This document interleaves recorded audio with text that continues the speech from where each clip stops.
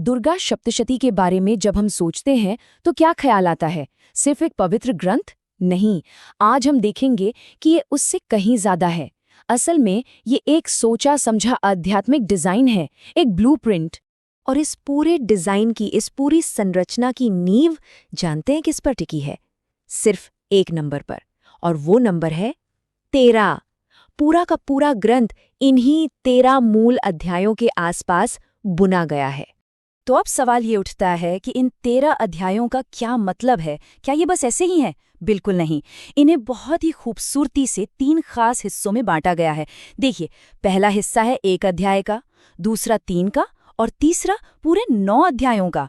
और हर हिस्सा एक बिल्कुल अलग आध्यात्मिक रास्ते की तरफ इशारा करता है। तो चलिए सबसे पहले हिस्से से शुरू करते हैं।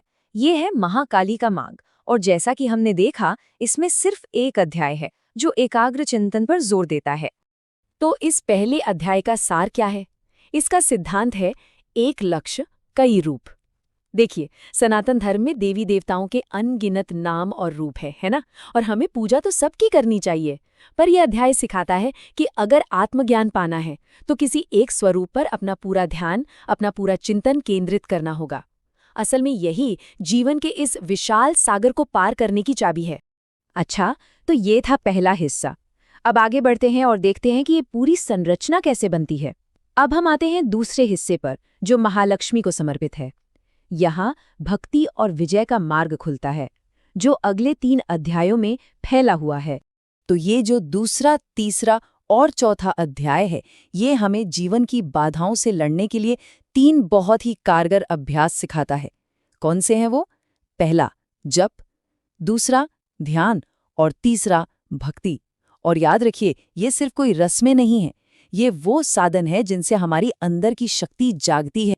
और यहाँ एक बहुत ही दिलचस्प, एक बहुत ही गहरी बात सामने आती है।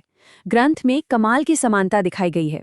एक तरफ कहानी है कि कैसे देवताओं ने देवी को पुकारा, वो प्रकट हुई, उन्होंने असुरों का नाश किया और देवताओं को जीत दिलाई। और दूसरी तरफ ठीक उसी की परछाई की तरह ये बताया गया है कि कोई भी इंसान अपने जीवन में इन्हीं 3 चीजों, जप, ध्यान और भक्ति के जरिए हर मुश्किल पर, हर बाधा पर जीत हासिल कर सकता है और मोक्ष पा सकता है। मतलब वो जो दिव्य कहानी है, वो असल में हमारी अपनी ही यात्रा का एक आईना बन जाती है।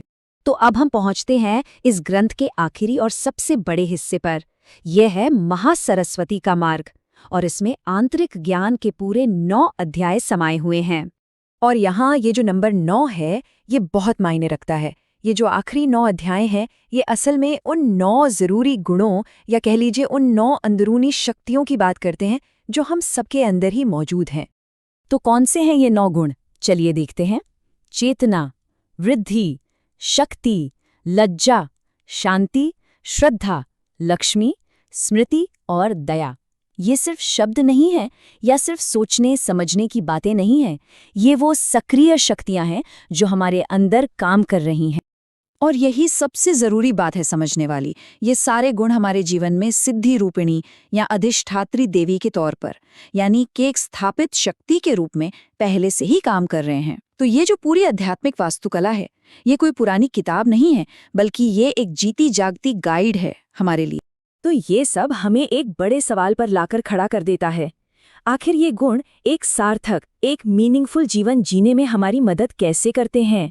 दुर्गा सप्तशती की ये जो बनावट है, ये हमें सिर्फ पुरानी कहानियां नहीं सुना रही, बल्कि ये हमें एक नक्शा दे रही है, एक रोड मैप, जिससे हम अपने ही अंदर छुपी हुई दिव्य शक्तियों को पहचान सकें और उन्हें जगा सकें।